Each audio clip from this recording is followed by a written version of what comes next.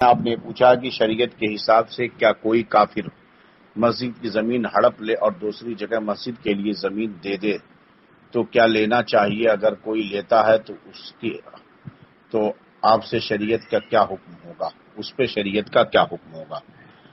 جناب عالی، جو زمین ایک مرتبہ مسجد کے لیے وقف ہو گئی، سب سے پہلے یہ حکم شرع یاد رکھیں کہ شریعت میں، مذہب اسلام میں، مسجد کسی ایسی زمین پر نہیں بنائی جا سکتی جو کسی کی ملکیت میں نہ ہو۔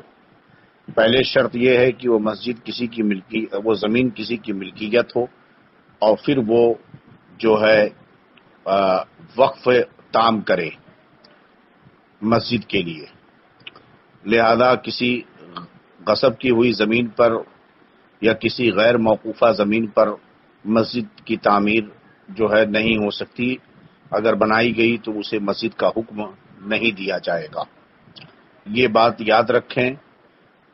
لہذا جتنی بھی مسجدیں بنائی جاتی ہیں اسی حکم شرع کی روشنی میں، کہ اسے کوئی شخص جو ہے جو اس کا مالک ہو یا چند لوگ مل کر کے جو اس کے مالک ہوں اسے وقف کریں مسجد کے لیے۔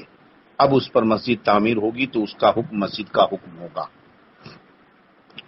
اس کے بعد اگر جب ایک زمین مسجد کے لیے وقف ہو چکی تو اب وہ صبح قیامت تک مسجد ہے، تحت الثری سے لے کر عرش تک۔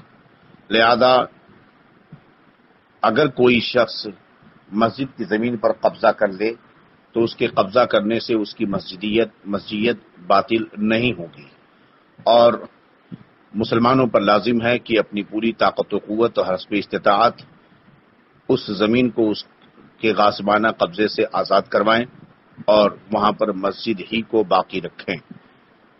اپنی طاقت اور پوری استطاعت خرچ کرنے کے بعد بھی اگر اس کے غاصبانہ قبضے سے مسجد کو آزاد نہیں کرا سکے تو بعد جد و جہد کوشش کے بعد پوری توانائی صرف کرنے کے باوجود بھی اگر نہ آزاد کرا سکے تو ایسی صورت میں معذور ہوں گے۔ رہا یہ کہ کیا اگر وہ کافر مسجد کے لیے کوئی اور دوسری زمین دے تو اسے لیا جا سکتا ہے یا نہیں؟ تو یاد رہے کہ مسجد کے بدلے میں کوئی دوسری زمین لینا یہ مسجدیت کو باطل نہ کرے گا اور یہ جائز نہیں ہے۔ جو لوگ لیتے ہیں وہ شریعت کے احکام کے ساتھ کھلواڑ کرتے ہیں۔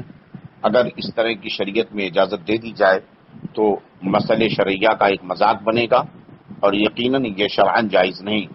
جو لوگ ایسا کرتے ہیں وہ شریعت کے باغی ہیں اور سخت گنہگار، مستحق عذاب نار، باعث قہر جبار جل وعلا ہوں گے۔